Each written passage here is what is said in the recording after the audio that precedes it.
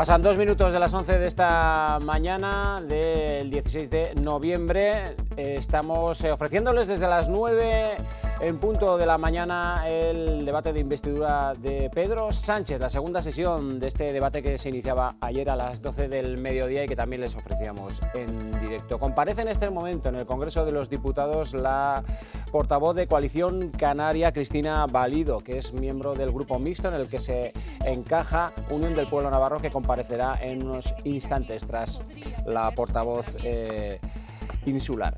Bueno, nos vamos en directo de nuevo hasta esas inmediaciones del Congreso de los Diputados, donde se encuentra también acompañándonos desde las 9 de la mañana nuestra compañera Leticia Ortiz. Leticia, adelante, buenos días de nuevo, cuéntanos cómo están las cosas por allí.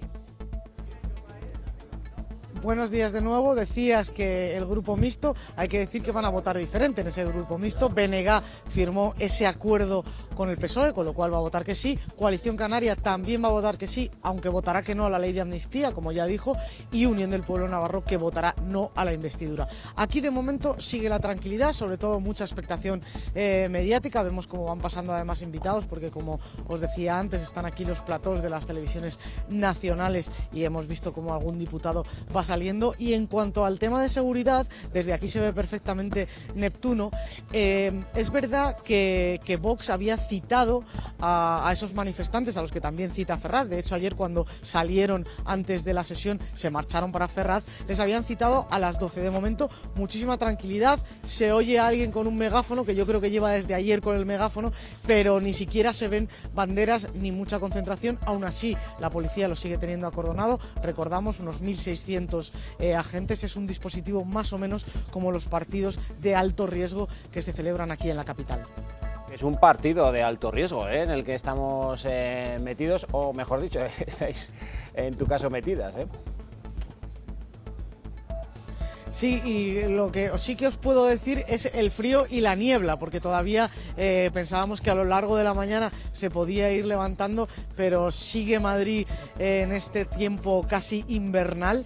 Y bueno, yo creo que la seguridad, que lo que es seguridad y lo que es el tema de que pueda haber altercados, no va a haber ningún tipo de problema. De hecho, ni siquiera se ha cortado la circulación, aunque sí que vemos desde aquí, que antes no lo hemos comentado, que Neptuno está vallado, igual que Cibeles.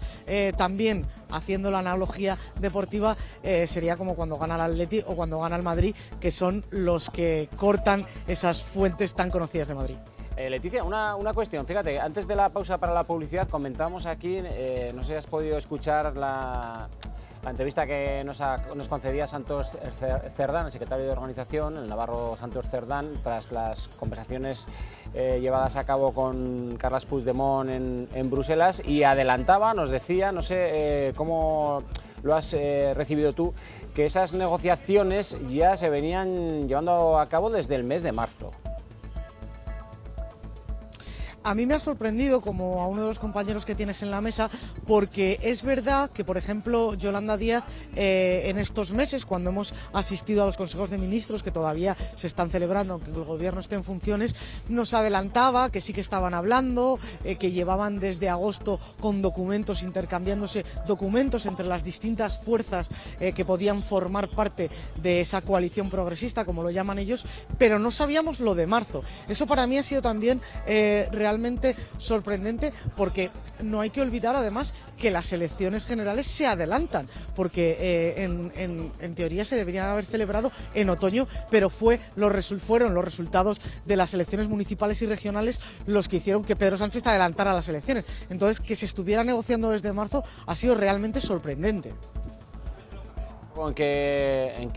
¿Cuánto o qué recorrido tiene estas declaraciones que nos hacía en exclusiva el propio secretario de Organización Socialista? Gracias, Leticia. Luego encontramos de nuevo contigo cosas interesantes, seguro. Venga, hasta ahora mismo. Bueno, tenemos a Roberto. Ya ves, Roberto, esa declaración en la entrevista que hace unos instantes realizabas a Santos Cerdán, veremos también qué recorrido tiene, porque nos hacía ese anuncio. Las negociaciones con Junts, decía el propio Santos Cerdán, te decía a ti mismo, se iniciaron en el mes de marzo. Efectivamente, entendemos que una negociación de este calado tan profunda, esto no se resuelve en 2 conversaciones y en 2 viajes a Barcelona o incluso a Waterloo, pero es verdad que en los próximos días hablaremos de los ministros, de las ministras, del nuevo ejecutivo, pero desde luego que se va a hablar y mucho de cómo echa a andar este gobierno. La propia Yone Belarra nos desvelaba hace apenas media hora ese posible veto que había. Le hemos preguntado también a Santos Cerdán cuál era la realidad de esta situación y, en fin, le ha dejado la pelota en el tejado de Yolanda Díaz. Veremos a ver lo que pasa y de lo que se comenta también en otros tejados como en el del Partido Popular. Estamos con otro navarro, aquí estamos al quite. En este patio están pasando muchas cosas y hay que estar atento con quién se cruza uno. Carlos García Danero, ¿qué tal? Bienvenido. Hola, ¿qué tal? Pues nada, al quite, como dices tú, al quite. Bueno, ¿qué esperas de esta investidura y sobre todo de esta legislatura? Pues no puede salir nada bueno, ¿no? Un despropósito, porque al final estamos hablando del primer presidente del gobierno, no de España, sino de cualquier democracia que compra su investidura a cambio de la impunidad de un delincuente. O sea, eso es algo que no ha ocurrido en ningún lugar del mundo y tenemos aquí el primer ejemplo, ¿no? Por lo cual nada bueno. Y luego a partir de ahí, en lo que nos atañe más a nosotros, a los navarros, y pensamos en la cara oculta del acuerdo, que desconocemos totalmente y lo vamos a ir viendo con el tiempo, que es el acuerdo con Bildu oscuro, pues te puedes imaginar que nada positivo.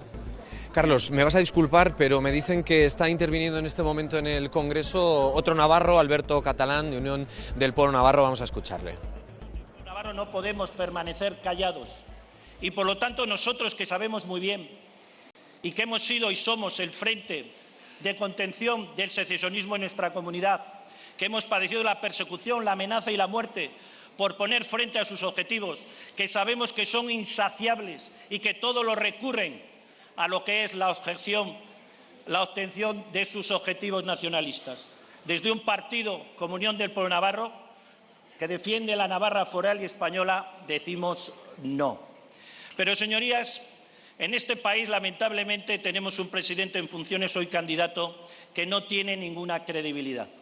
El engaño, la falsedad, la mentira, como forma de hacer política, señor presidente en funciones, trislerismo puro y duro, de comprometerse en una televisión navarra a no pactar con Bildu, a considerar los socios prioritarios, tanto en Navarra como en Madrid, de decir que iba a traer al prófugo expresidente de la Generalitat para ser juzgado en España, otorgarle la impunidad, incluso también de manifestar que no iba a permitir que la gobernabilidad de nuestro país descansase en formaciones independentistas, a caer en sus brazos. Como ha dicho el que fuera presidente del Gobierno de España, el señor Felipe González, de sabios es rectificar y de necios hacerlo a diario. Pero, señorías, el único responsable no es el propio presidente en funciones. En ningún caso. También lo son todos aquellos que callan, que miran para otro lado, que como Pilatos se lavan las manos, sin darse cuenta que son cómplices necesarios. ¡Qué papelón, señor Iceta, señor Marlaska, señor Planas! ¡Qué papelón, señor Ábalos, señora Montero, señora Sánchez! ¡Qué papelón! Ustedes, que siendo ministros del Gobierno de España dijeron que la amnistía era una ilegalidad, que era inconstitucional y que no cabía en nuestro ordenamiento jurídico. Incluso algunos, con firmeza, en este mismo hemiciclo manifestaron que no se iba a conceder. Pero es que ustedes, señor Sánchez, recuerda cuando manifestó aquello de que si algo representa el señor Puigdemont es una de las hojas peores de la historia de Cataluña y que lo que tienen que hacer los catalanes es pasar página del señor Puigdemont. Pues no, señor Sánchez, no va a ser así, porque usted mismo lo ha rehabilitado.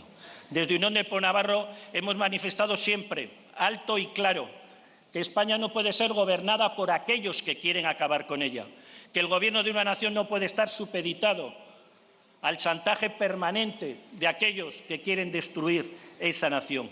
Y esos son sus socios, señor Sánchez, los que dicen que vienen a acabar con la Constitución del 78, aquellos que incluso, utilizando expresiones macabras como la portavoz del Bildu en el Parlamento de Navarra, dicen que vienen a segar. Había que blanquearles para conseguir sus votos y mantenerse en el poder. Y ustedes lo han hecho, tanto en Navarra como en Madrid. Pero mire, señor Sánchez, hasta la propia presidenta de Navarra ha sido su alumna aventajada. En 2 procesos de investidura a los que se ha sometido ha salido adelante gracias al voto de Bildu. Pero como decía, señorías, esperpentos todos los días. Imagínense cuando en el Ayuntamiento de Vitoria Bildu se niega a condenar el ataque ante la tumba de Fernando Buesa. En Navarra el Partido Socialista daba sus votos al candidato de Bildu a la presidencia de la Federación Navarra de Municipios y Concejos. Pero no eso es lo más grave. Lo más grave es que incluso llegaba a rechazar la propuesta que le hacía UPN para que tal presidencia la ostentase un socialista. Un nuevo desprecio al partido principal de la comunidad. Un partido que ha garantizado y ha posibilitado y le ha ofrecido la gobernabilidad de nuestra comunidad y la aprobación de los presupuestos, siempre que aislase a aquellos que siguen sin condenar los atentados de ETA. Pero es que, señorías, ustedes como Pilatos también han permanecido ajenos a una de las mayores ignominias a las que se ha sometido a las víctimas del terrorismo, y que no es otro que los actos de enaltecimiento de los terroristas de ETA. Ustedes han modificado la ley, señor presidente, en funciones para prohibir, por ejemplo, rezar delante de una clínica abortiva, para disminuir las penas de los piquetes violentos en las huelgas. Han suprimido el delito de sedición, han modificado también para rebajar la malversación de fondos públicos, han incluso modificado la ley para sancionar el enaltecimiento del franquismo y han sido capaces de modificar la ley para sancionar el enaltecimiento de los terroristas de ETA.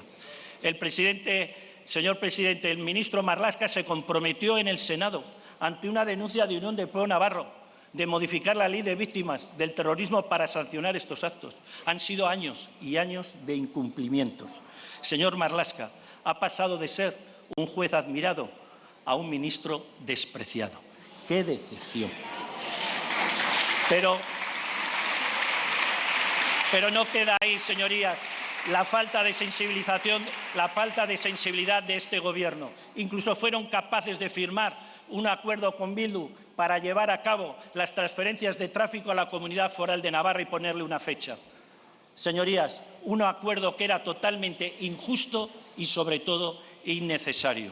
Señor Sánchez, deberá dejar claro qué ha acordado con Bildu, porque Bildu, señorías, no da ningún cheque en blanco. Ha hablado y pasará tarde o temprano su factura. Han hablado aquí de territorialidad, de presos. También se podría hablar, porque son los objetivos que se marcan los herederos políticos de ETA en los próximos años. Y cuando Bildu habla de territorialidad, ya sabemos lo que se pone encima de la mesa: a Navarra y la anexión de Navarra a esa quimera que denominan Euskal Herria. Por cierto, por mucho que se empeñen, ese postulado que hacen de nación de Euskal Herria no se va a dar. Euskal Herria como nación no existe. Por otro lado, señorías, también nosotros estamos viendo cómo se está cediendo a los planteamientos del nacionalismo y del independentismo en Navarra. Se ha aprobado una ponencia para abordar el mejoramiento del fuero, algo que siempre han venido reclamando desde el independentismo y el nacionalismo. Pero, sin embargo, han votado en contra de una ponencia propuesta por Unión del Pueblo Navarro en el Parlamento de Navarra para que se deslegitime la violencia terrorista. Pero es que, señor presidente, nosotros queremos exigir hoy que nos dé respuesta a estos acuerdos que ustedes han alcanzado con Bildu. No vaya a ser que sean acuerdos que ofendan a la mayoría del pueblo español, porque, como digo, Bildu no da nada gratis y tarde o temprano le pasará la factura. Por otro lado, señorías, nosotros también debemos rechazar el desprecio, esa falta de respeto institucional que supone negociar con partidos minoritarios en Navarra y que incluso no tienen representación en esta Cámara por la Comunidad Foral de Navarra, de competencias propias de nuestra comunidad.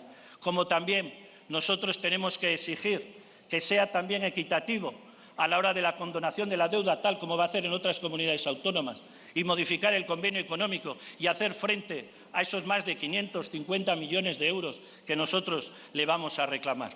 Señorías, este Gobierno habla mucho de progresismo, el Gobierno del progreso, pero lo único que ha hecho este Gobierno y sus socios ha sido prostituir la palabra progresismo. ¿Cómo se puede ser progresista desde una acción de gobierno basada en el sectarismo, en el desprecio al que no piensa como ustedes? Señoría, debe ¿Cómo se finalizar, puede por ser favor. progresistas? ¿O es progresista aprobar una ley que ha permitido que más de 120 violadores y agresores sexuales salgan a la calle, o que 1.200 de ellos vean reducida su condena? ¿A que no? Eso no es progresismo.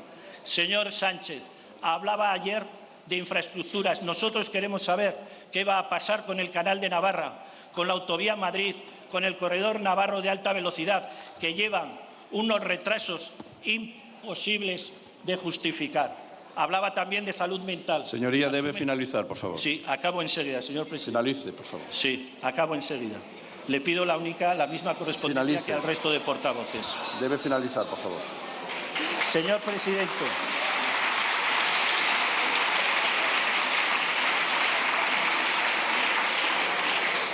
llama curiosamente la atención que cuando se dice algo que no gusta, la propia... Señoría, un segundo, por favor. Un segundo.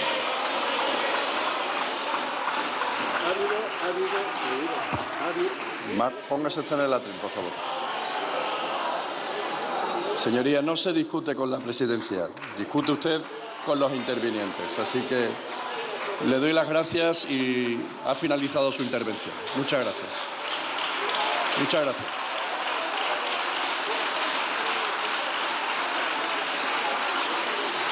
Pero mantén la imagen, mantén la imagen.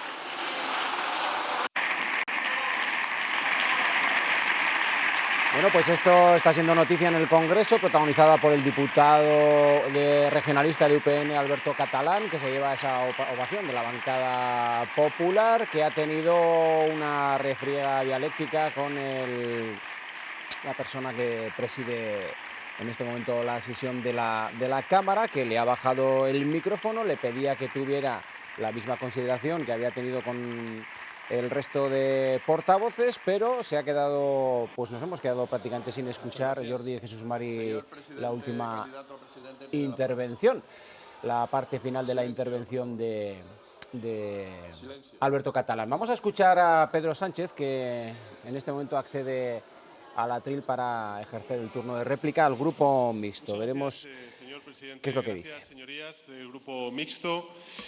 Al señor Rego del Bloque Nacionalista Galego, en primer lugar, me gustaría agradecerles su apoyo en esta sesión de investidura que va a posibilitar que contemos con un gobierno de progreso durante los próximos 4 años. No le veo, señor Rego, no sé dónde está. Ah, disculpe.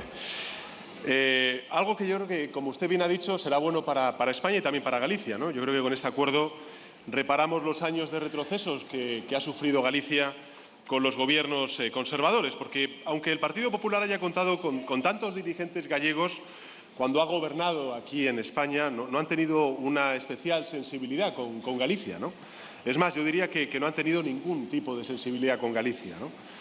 En estos años de gobierno progresista, y ahí están los datos, hemos tratado de recomponer esa situación en la medida que nos ha sido posible, pese a tener tantas dificultades.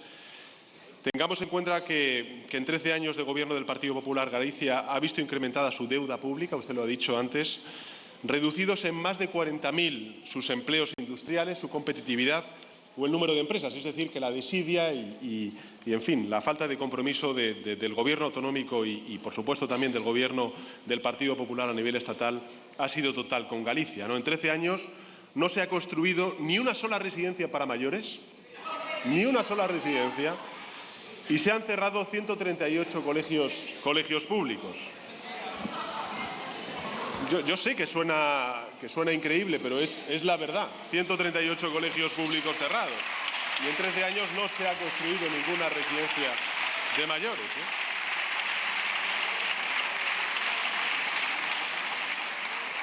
Pero en todo caso, este Gobierno, señoría, ha hecho cosas en 5 años que creo que son relevantes para todos los gallegos y gallegas. Galicia ha recibido 42.693 millones de euros, es decir, un 31,7% más que los 5 años que un gallego, como presidente del Gobierno, el señor Rajoy, dio a Galicia, que fueron en total 10.280 millones de euros.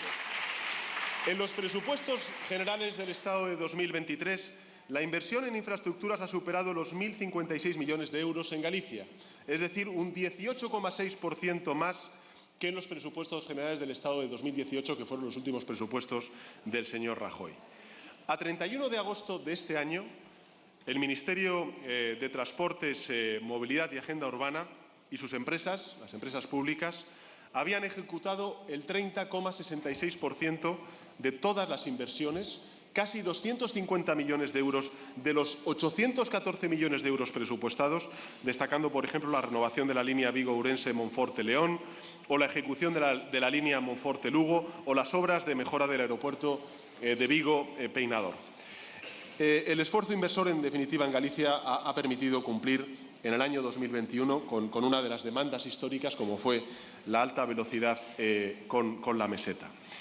Y las mayores bonificaciones, usted ha hecho referencia a ellos, de la AP9, acelerar la reconstrucción de los viaductos sobre la A6 en ambos sentidos e impulsar también la construcción de la A54 Santiago de Compostela-Lugo.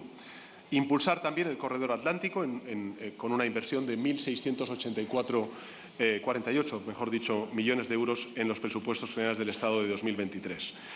Y bueno, pues ante la ausencia total de inversiones industriales por parte del Gobierno de la Xunta del Partido Popular, pues hemos tratado de compensar esa carencia, ¿no? Ahí está, usted lo ha dicho antes, Alcoa San Cibrao, con un acuerdo entre trabajadores y trabajadoras y también la patronal, para que se evitara el cierre de la planta. Hablamos de 1.000 trabajadores y también de sus familias. Eso es gracias al Gobierno de coalición progresista y no precisamente al escaso, por no decir nulo, compromiso de la Xunta de Galicia.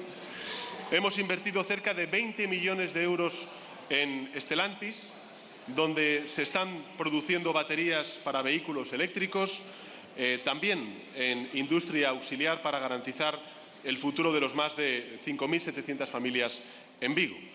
Y con la construcción de las fragatas F-111 en el astillero de Navantia Ferrol, vamos a permitir la creación de 9.000 puestos de trabajo durante los próximos años, ¿no? Bueno, yo creo que hemos impulsado la transición energética, también sostenible, en las comarcas afectadas por la descarbonización, con proyectos a los cuales usted antes hacía referencia, como los del hidrógeno verde en As Pontes y en Meirema. Hemos reforzado la formación profesional con nuevas plazas, la educación de 0 a 3 años, hemos digitalizado parte de la flota pesquera. Hemos mejorado las instalaciones de 24 hospitales del Sistema Nacional de Salud en Galicia y vamos a seguir apostando e invirtiendo en Galicia, tal y como hemos establecido en el acuerdo que hemos suscrito entre el Partido Socialista Obrero Español y el BNG, que cuenta con 22 puntos. Y vamos a propiciar, pues eso, que Galicia cuente con las mejores infraestructuras, finalizando las obras en curso e iniciando otras nuevas. Y en esta legislatura vamos a contar con servicio de cercanías, priorizando los tramos Vigo-Pontevera y A Coruña-Ferrol.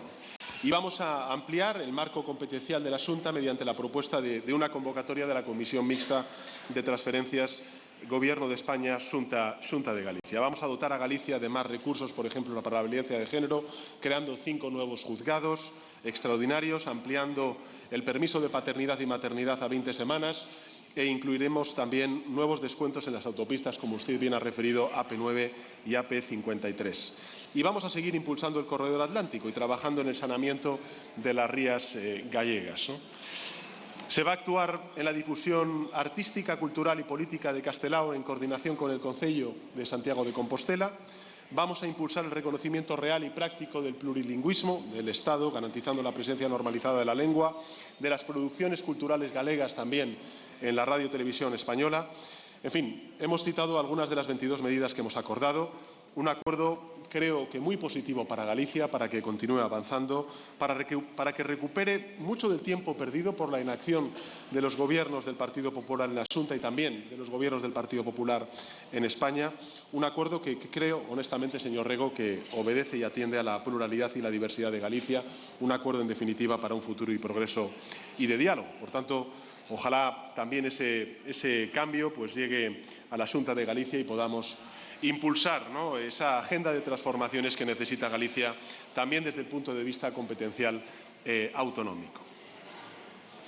La señora Valido ha hablado de muchas cosas en nombre de Coalición Canaria. Quiero agradecerle, como he hecho con el señor Rego, el voto afirmativo a esta investidura. Sé que no ha sido un paso fácil, lo tuvimos ocasión de hablar en la reunión que mantuvimos, pero creo que es un gesto que le honra en estos momentos de tanta sobreactuación y de tanta hiperventilación y también crispación. Y quiero agradecérselo. No solo agradezco el voto afirmativo, sino también la sinceridad con la que usted se ha expresado desde esta tribuna y ha dicho que no a la ley de amnistía. Pero, honestamente, creo que va a ser un paso positivo, como lo fueron también los indultos en el pasado. Espero que con el tiempo también podamos contribuir a cambiar su opinión. Pero, por supuesto, el Partido Socialista va a cumplir con la agenda canaria. De la misma forma que creo humildemente, con las carencias que a lo mejor hayamos podido mostrar, hemos contribuido durante estos últimos 5 años en circunstancias tan extraordinarias como puede ser también el volcán de La Palma, ¿no? Vamos a culminar la única enmienda a los presupuestos del año 2023 que quedaba por cumplir, que es la transferencia de los 100 millones de euros precisamente a la isla de La Palma, que creo que es un compromiso, ¿no?, del Estado, del conjunto de la sociedad española con una isla y con una sociedad que evidentemente sufrió una tragedia, una catástrofe natural que necesitaba de la solidaridad de todos, ¿no? Durante la legislatura, pues el Ministerio de Inclusión, Seguridad Social y Migraciones, evidentemente no hice referencia a ello de manera expresa en mi primera intervención porque quería también compartirlo con los canarios y canarias en respuesta a su intervención, ¿no? Pero creo que hemos reforzado la capacidad de acogida en situaciones de emergencias en las Islas Canarias, ¿no?, con inversiones superiores a 100 millones de euros. Y además el Ministerio del señor Escrivá ha concedido al Gobierno autonómico en el año 2022 una subvención de 50 millones de euros para compensar los costes que evidentemente las Islas Canarias tienen que afrontar por su especial situación geográfica respecto a países que ahora mismo se han convertido en países de origen, cuando no de tránsito, de esa migración irregular, ¿no? Y quiero centrarme en algunos de estos aspectos, porque respecto a la crisis migratoria en el Hierro, el Gobierno de Canarias sabe que se está haciendo todo lo necesario para redistribuir a los migrantes con los recursos disponibles, ¿no? Pasado 16 de octubre, por ejemplo, el Ministerio del Interior anunció la incorporación inmediata de 2 nuevos aviones de la Guardia Civil a la vigilancia de la ruta migratoria atlántica. El 17 de octubre el Ministerio de Migraciones declaró a las Islas Canarias en situación de emergencia. El 24 de octubre el Consejo de Ministros aprobó una subvención para Canarias de 50 millones de euros para la gestión de la crisis y más de 14 millones de euros para crear dispositivos de acogida. El 30 de octubre el Consejo de Ministros aprobó otra nueva subvención por valor de 33 millones de euros para incrementar los recursos de acogida de las personas migrantes y la ampliación de 3.000 plazas del sistema de acogida.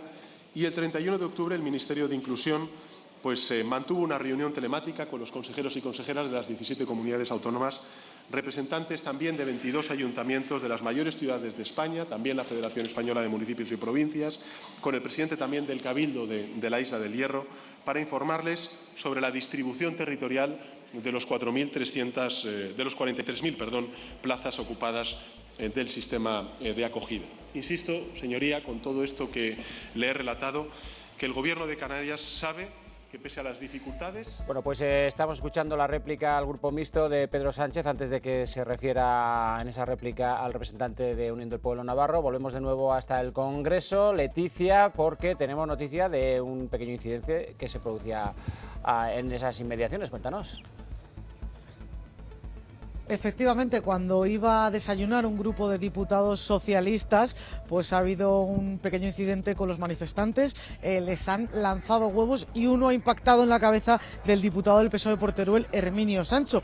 Muchos recordarán, quizá los espectadores recuerden a Herminio Sánchez porque se equivocó en la investidura de Feijóo, votó que sí cuando tenía que votar que no, él ha sido el que ha denunciado esa agresión, ese huevazo en la cabeza de los manifestantes que, como decíamos, están detrás del cordón de seguridad.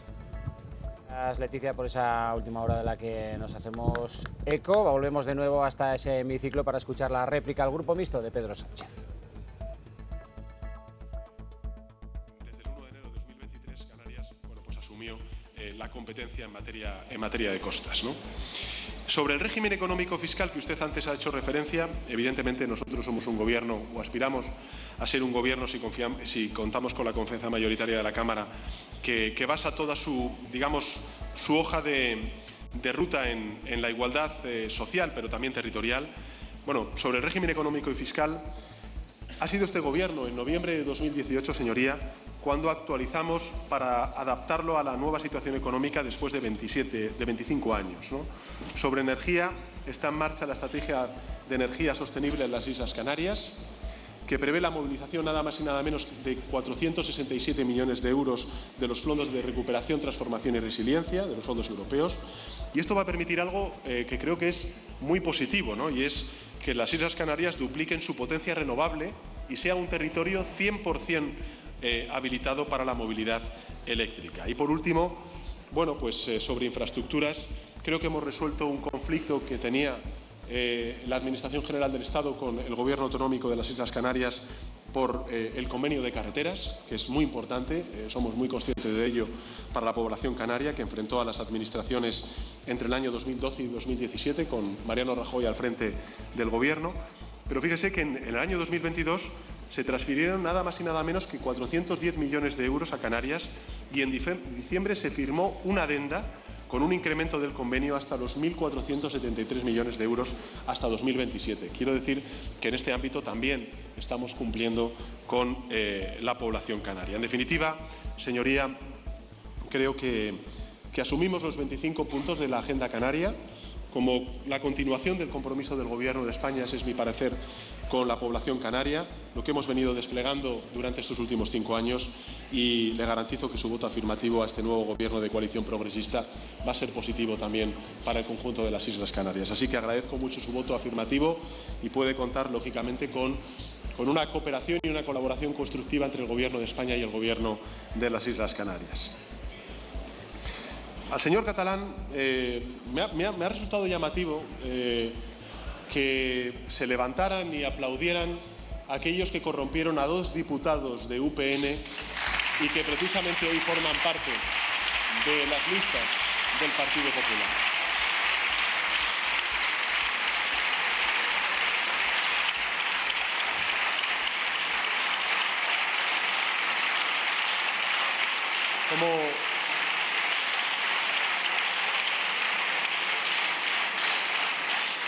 Sí, corrompieran, porque transfugismo es corrupción. Corrupción.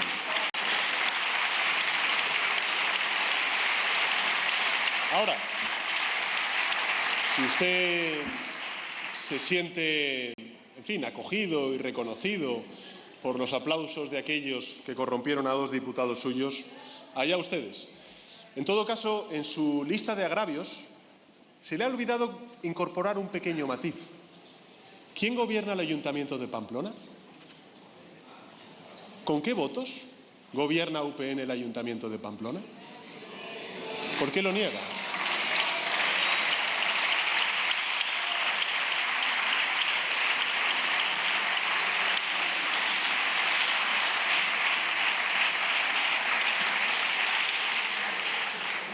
Y, por cierto, tenemos un extraordinario ministro del Interior en la persona de Fernando Grande Marlasca.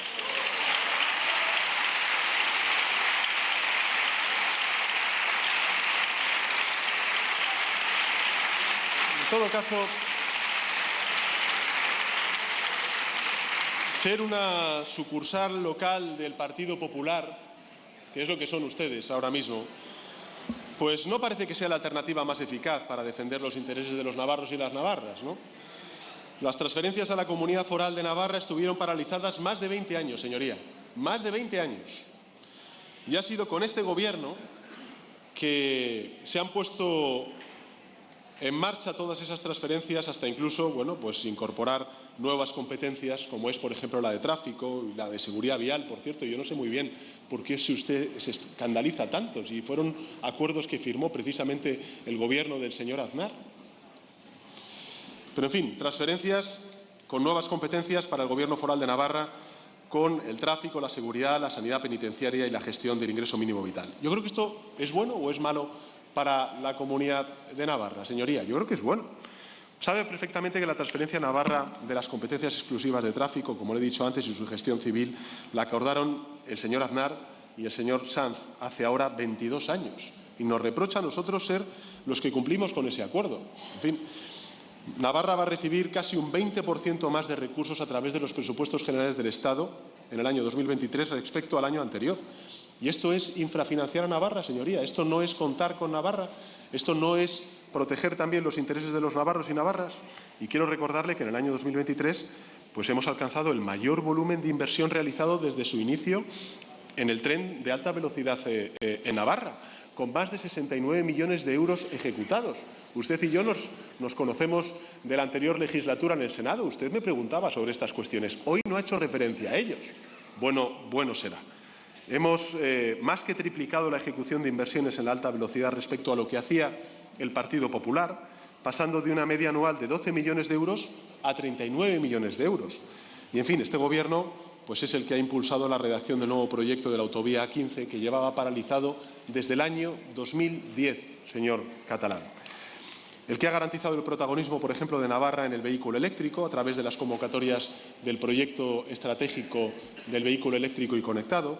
El que sigue impulsando cerca de 3.825, repito, 3.825 proyectos relacionados con los fondos europeos de recuperación, que representan 361 millones de euros de financiación para su comunidad. En definitiva, señoría, esto es hacer política útil, estos son los hechos, estos son las cifras, estos son los datos. Lo otro, permítame que le diga, es solo ruido y demagogia. Cada uno elige en qué lado quiere estar y ese lado ya sabe cómo se las gastan, señoría.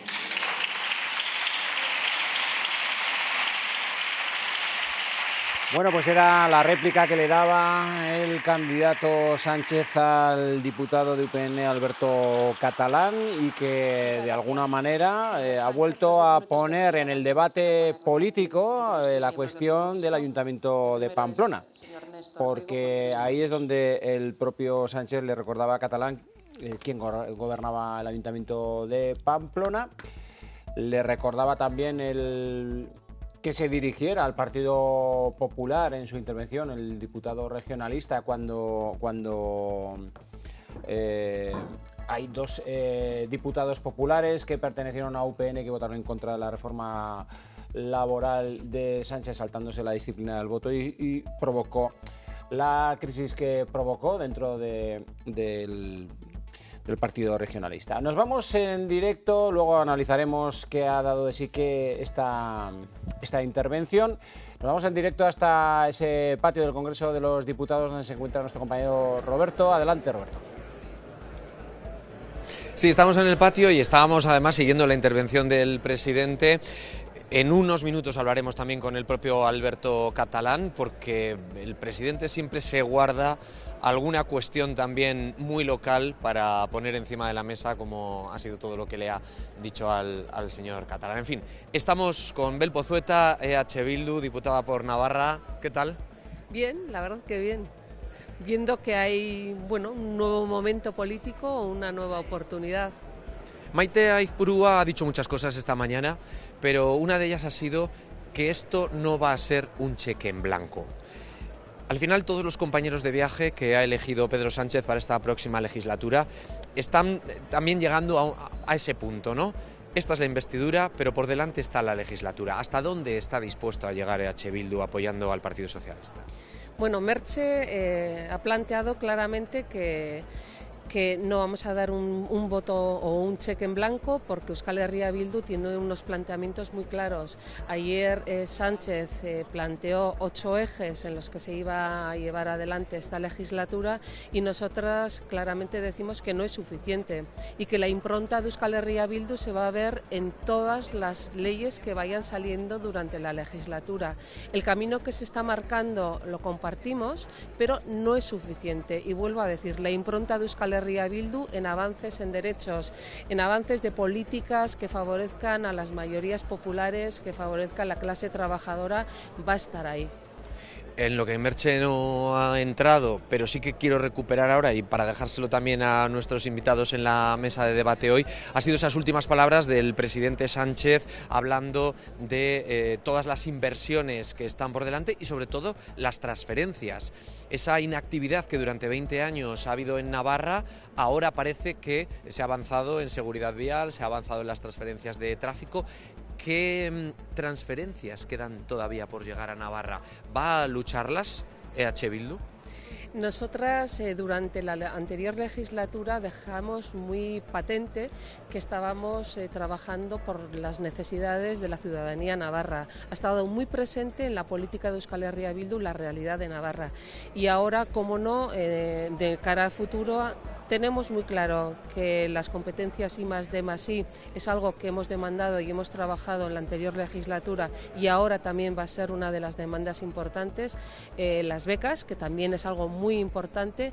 También vemos muy importante el tema de la seguridad social. Entonces, hay aspectos, son competencias que están reconocidas en la Lorazna, que han pasado muchísimos años en los que no se ha avanzado y tenemos muy claro que para mejorar también la ciudadanía navarra es importante que se avance en autogobierno y que podamos decidir por las necesidades que los navarros y las navarras tenemos. También Pedro Sánchez ha hecho alusión a esos casi 70 millones que de nuevo se han puesto encima de la mesa para el avance de las obras del tren de alta velocidad, algo que EH Bildu siempre ha rechazado. La realidad es que el tren parece que va a acabar llegando. En Navarra Televisión dijo también la propia presidenta que sería una realidad antes de que terminara esta legislatura. Euskal Herria Bildu opta muy claramente por un tren de altas prestaciones, y cuando estamos hablando de altas prestaciones es que dé posibilidades a la cohesión territorial, que dé posibilidades a un buen transporte y que sea un tren social.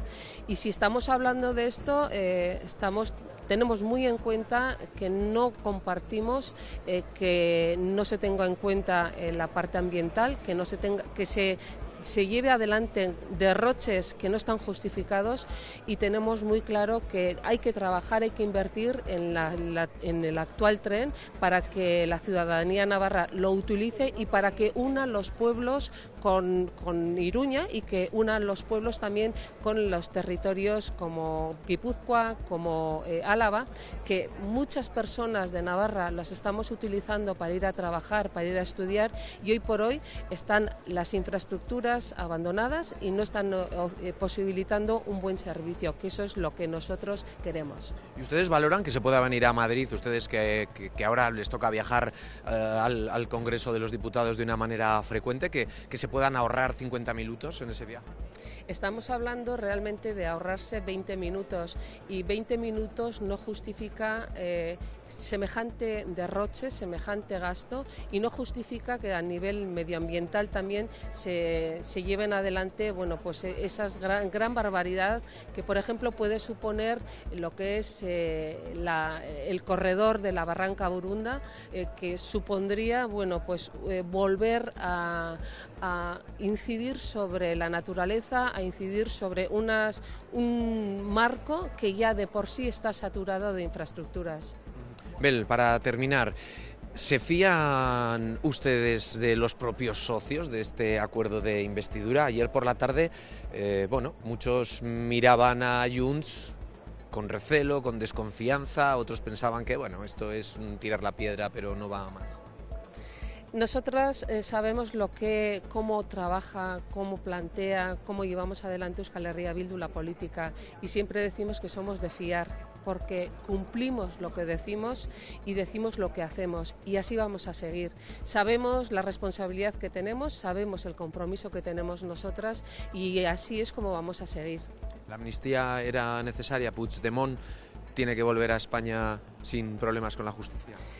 Lo que era necesario es llegar al marco de la política, y a los problemas políticos hay que darle soluciones políticas. Judicializar la política ha llevado a la confrontación, ha llevado en muchos casos a la represión, y ha conllevado consecuencias que han sido en negativo para una sociedad que, si quiere avanzar, tiene que dar respuestas políticas a los problemas políticos, y por eso es necesario una ley de amnistía. Muy bien, Bel Pozueta, muchísimas gracias. Gracias a ti. Que vaya muy bien. Bueno, pues volvemos hasta el interior del Congreso de los Diputados. Escuchamos a Alberto Catalán, de Unión del Pueblo Navarro. Señora presidenta, señor presidente, si tanto le ha gustado la gestión que ha realizado el ministro Marlaska, me imagino que en el próximo gobierno contará con él. Esa sería la prueba del algodón. Habla usted de las transferencias de tráfico a la Comunidad Foral de Navarra y el acuerdo alcanzado en su día con el señor Aznar y el señor Sanz. No es el mismo el que ustedes han alcanzado ahora. Y se lo dije. En el año 2003-2004, la Guardia Civil con ese pacto no salía de las carreteras navarras. Y usted lo sabe. Por otro lado, es evidente que el corredor navarro de velocidad no va tan rápido como debiera y ustedes no han adjudicado ni un solo tramo. El último, el puente sobre el río Ebro en Castejón. Y no han ejecutado, todavía no han empezado las obras y están viviendo de las rentas de las adjudicaciones del Gobierno anterior. No han gastado ni un euro en obra nueva. Por otro lado, me sorprende que no diga nada del Canal de Navarra, con las alegaciones todavía sin resolver después de más de 8 meses. Y, por otro lado, también hablaba usted de elegir lados. Mire, señor presidente en funciones, si es cuestión de elegir entre víctimas y verdugos, nosotros, desde Unión del Pueblo Navarro, siempre con las víctimas. Si es cuestión de elegir entre Ortega Lara y Arnaldo Otegi, siempre Ortega Lara. Si es cuestión de elegir entre la legalidad, el Estado de Derecho o la ilegalidad de una amnistía, la legalidad y el Estado de Derecho. Porque, mire, señor presidente en funciones, nosotros no estamos solos. Estamos también con muchos socialistas. Y no le voy a dar la relación de todos ellos, porque usted la conoce. Por otro lado, es evidente que también estamos nada más ni nada menos que con millones de españoles. Y sobre todo también estamos con la dignidad que representan los 10 de ley. Con esos también estamos. Por otro lado, señor presidente en funciones, hace unas semanas el que fuera secretario general del Partido Socialista de la Comunidad Autónoma Vasca, señor Nicolás Redondo Terreros, al que le tengo muchísimo respeto, independientemente, como he dicho, de las diferencias. No, le he tenido siempre, incluso antes cuando estaba en la Comunidad Autónoma Vasca, no tenga ninguna duda. Y le voy a decir una cosa, pregúnteselo a él, a ver el respeto que le ha tenido uno del Pueblo Navarro y este portavoz. Pregúntele. Pero bueno, lo que es evidente, y él manifestaba que la formación de ningún gobierno, y menos las pretensiones de ninguna persona, merecen el sacrificio de la dignidad. Y por eso, señorías, hoy no votamos única y exclusivamente la investidura del señor Sánchez. Votamos también la impunidad de delincuentes y presuntos terroristas. Votamos también el blanqueamiento de los herederos políticos de ETA. Y votamos también la quiebra del Estado de Derecho. Y, por lo tanto, Unión del Pueblo Navarro no apoyará un proceso de investidura basado en la impunidad, la traición y la impunidad. Muchas gracias. Bueno, pues eran las palabras en ese turno de réplica a la réplica anterior de Pedro Sánchez que ha ejercido a Alberto Catalán. Y cerrará este turno, como acaban de escuchar, cierra el propio candidato. Sus señorías, fundamentalmente para agradecer de nuevo tanto a Coalición Canaria como al Bloque Nacionalista Galego su voto afirmativo en esta investidura. Vamos a cumplir con la agenda canaria y también con la agenda galega. Y bueno, pues al señor Catalán, pues, efectivamente usted va a votar en contra de esta investidura con el Partido Popular y con Vox y queda todo dicho. Bueno, así se termina este turno de intervención del Grupo Mixto, compartido por el Bloque Nacionalista Galego, Coalición Canaria y Unión del Pueblo Navarro. A continuación será el portavoz socialista Patxi López quien cierre el turno abierto por los grupos políticos ayer por la tarde en este debate de investidura. Bueno, de todo lo oído, Jesús Mari, que te veo ya con ganas. No. Si era el último ya. Este es el último, sí. Tiene que intervenir ahora el portavoz socialista, Patxi López, y con ese ya nos iríamos a lo interesante de la mañana, que es las votaciones. Bueno, de todo esto ya habéis visto este duelo que ha habido entre Sánchez y Catalán. Decíamos, antes de escuchar a la propia portavoz en el Congreso de Bildu, Belpozueta, entrevistada por Roberto Cámara, decíamos antes que le había puesto sobre el atril el propio Sánchez a Alberto Catalán el tema del Ayuntamiento de Pamplona, que ha sido nombrado, ayer lo era nombrado también por el propio Feijóo. Bueno, también el tema de los dos diputados de Unión del Pueblo Navarro que se fueron al Partido Popular, de Sergio Sayas y Carlos García Adanero. Le recordaban esos episodios como parte un poco de «y tú más». ¿Cómo lo habéis visto, Jordi? Pues yo creo que hay muchas cosas que comentar. Ha sido todo muy intenso este turno, este bloque que hemos tenido ahora. Una cosa sobre la mesa, ¿no?, que ha sacado el candidato a presidente del gobierno, que ha sido la cuestión de Pamplona, ¿no? En Pamplona, como es sabido por la audiencia, pues el Partido Socialista de Navarra se votó en blanco y eso obligó a ese empate a 11 concejales y por tanto a ser la lista más votada pues a la actual alcaldesa de Pamplona, Cristina Ibarrola. Recordarlo esto en sede parlamentaria pues parece que es un aviso a navegantes de a lo mejor de movimientos que podemos ver en el futuro próximo aquí en Pamplona. Me parece muy relevante. Luego también, de nuevo, el posicionamiento, ¿no? Cuando el candidato a presidente del gobierno le dice a Alberto Catalán de qué lado está, ¿no? De nuevo es la polarización, ¿no? Es el posicionamiento sobre el razonamiento, con quién está, que está con uno o con otro, ¿no? No se trata aquí de defender unas políticas concretas, sino conmigo contra mí, ¿no? Y es como ha terminado el candidato, ¿no? De qué lado estás, y si estás con PP y con Vox, pues ya está todo dicho, ¿no? ¿no? De nuevo los dos bloques. Y luego, bueno, yo creo que el hilo discursivo de Alberto Catalán empezó y acabó, pues eso, con las incoherencias argumentativas, retóricas de Sánchez sobre fundamentalmente la amnistía, ¿no?, que no se acaba de explicar ese cambio de posición, ¿no?, y al final, pues esos votos por inmunidad, es el fin justifica los medios, porque si no... Y mencionó también a Bildu, ¿no?, el pago, ese que no hay un cheque en blanco, que es, porque claro, conocemos, es público, se ha hecho público el acuerdo con las cesiones al Junts, independentismo, pero no sabemos que se ha acordado con el PNV, aunque no sea tan explícito como el acuerdo con Junts, pero no se sabe que se ha pactado con Bildu, y el diputado de UPN pues se lo ha recordado a Sánchez. Y luego, bueno, el cierre, ¿no? Es que digo, como digo, ha habido muchas cosas, voy un poco rápido, pero le han quitado el micrófono. Sí, es que eso nos hemos quedado ahí. Sí, me parece muy llamativo, porque también estamos viendo en esta tensión que hay, en esta falta también de respeto. Ya ocurrió ayer también, pero ha ocurrido hoy, que le han quitado la palabra a un diputado por Navarra por unos minutos, ¿no? Y en fin, además Alberto Catalán, que ha sido presidente del Parlamento de Navarra, o sea que conoce muy bien las dinámicas, y lo que pedía era un minuto más, como se habían concedido a otros parlamentarios, para cerrar su discurso que tenía preparado. Bien es cierto que ahí estaba presidiendo en ese momento, no era Francina Armengol, sino que era Alfonso Gómez Cheli. Exacto, quien estaba interviniendo en ese momento. No sabemos muy bien, porque eso también es muy personal, quiero decir, que al final las decisiones... No sabemos cuál hubiera sido la de la propia Francia. Sí, además eso, Alberto Catalán intenta subir, le dice vuelva al atril, y no se discute con la presidencia. Sí. Ha sido un momento tenso, ya digo, muchas cosas para analizar, para tratar, apunto estas y... Esto es lo que... Ahora hablamos, Jesús Mari, dame un segundito que vayamos de nuevo hasta ese patio del Congreso, porque está Roberto con otra invitada. Adelante, Roberto. ¿Os acordáis de aquel programa 59 segundos? Pues eso es lo que le ha pasado a Alberto Catalán, pero también ayer le pasó al propio Feijóo. Hay que andar también al quite. Esta palabra hoy nos gusta mucho.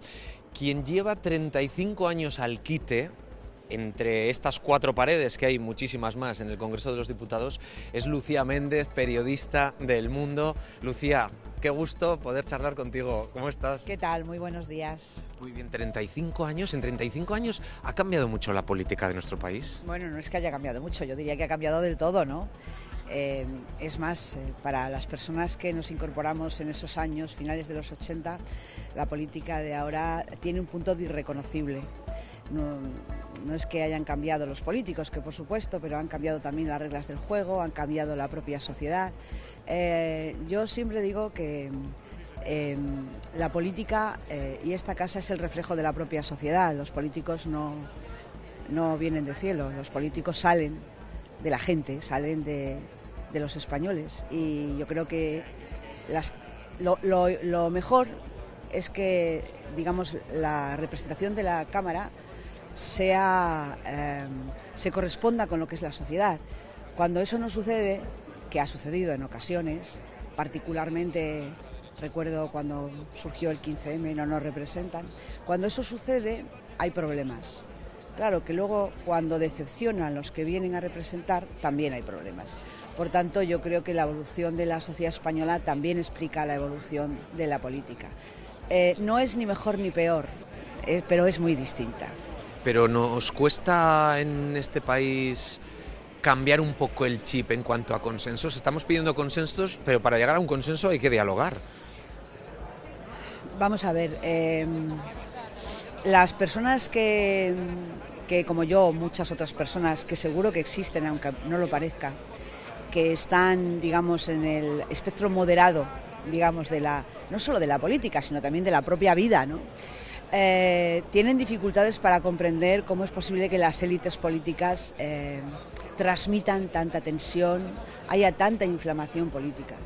Yo sí creo que ahí hay que pedirle responsabilidades a las élites políticas, pero es difícil que los ciudadanos moderados lleguen a las élites políticas para convencerles de lo, sobre todo porque, como tú has dicho, si uno cava trinchera, al final lo único que hay es trinchera. Si uno trabaja por el entendimiento, hay entendimiento. Si no se trabaja por el entendimiento, es imposible que haya entendimiento. Ahora que no nos oye nadie, Lucía, ¿hay veto a Podemos o no hay veto a Podemos? Sin la menor duda. Bueno, es que a ver, una de las cosas que hay que disolver es la hipocresía de la política. Es decir, claro que hay veto, por supuesto que hay veto. Por supuesto que hay una operación no diseñada en ningún despacho raro, pero Podemos está desapareciendo. Se resisten, pero la realidad es que no tienen votos.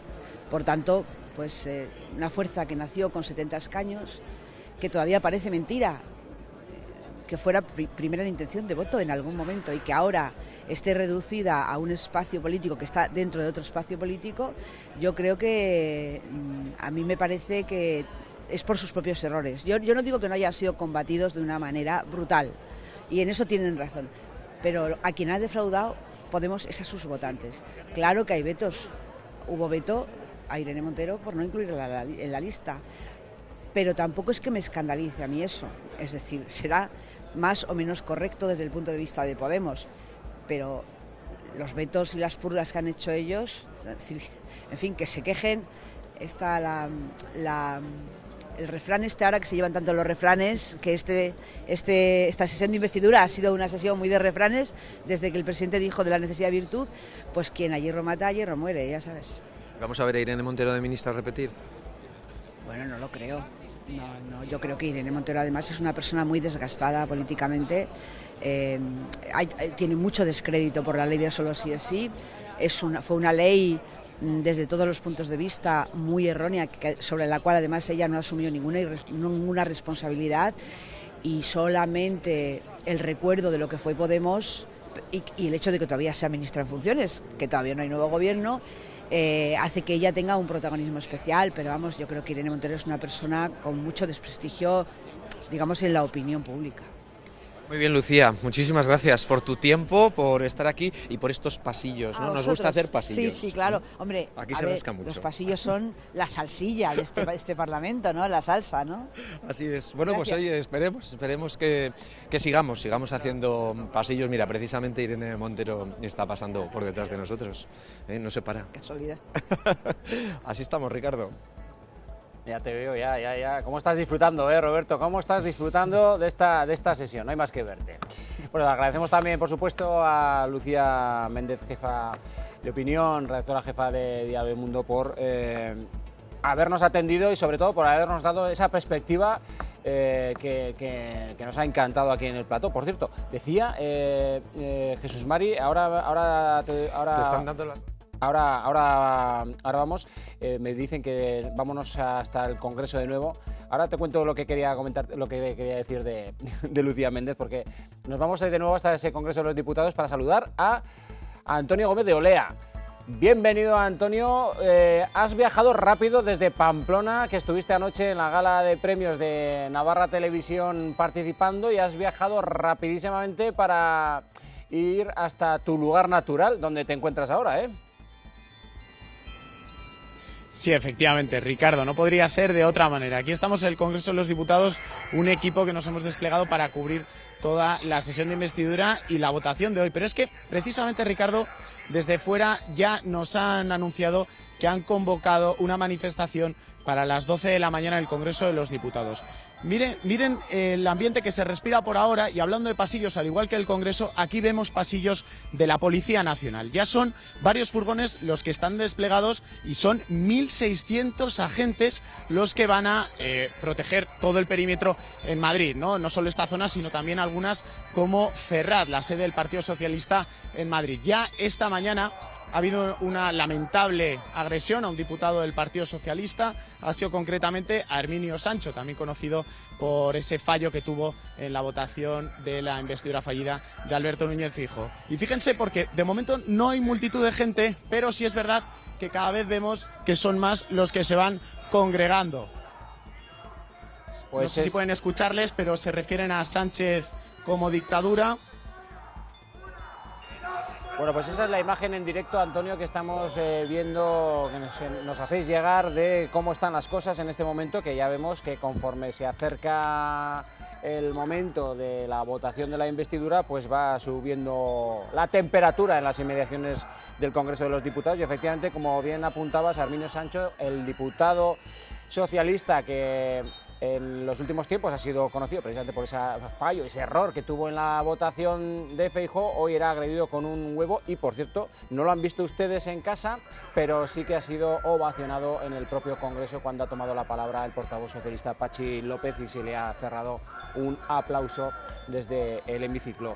Antonio, gracias, luego volvemos contigo y nos cuentas más detalles de cómo están las cosas por ahí fuera en el Congreso. Te decía Jesús María antes de esto que respecto a lo que apuntaba la periodista Lucía Méndez de que había que pedir responsabilidades a las élites políticas, quería saber un poco tu opinión, ¿no?, en este sentido. Sin ninguna duda. Lo que pasa es que, y yo también estoy de acuerdo con lo que ha dicho ella, que entre los tiempos de hace 40 años y ahora es que las cosas han cambiado también de tal manera, incluso en lo político, que a lo mejor es sencillamente, pues si todo lo que está alrededor se mueve, pues yo también me muevo, pero lógicamente yo que recuerde no tengo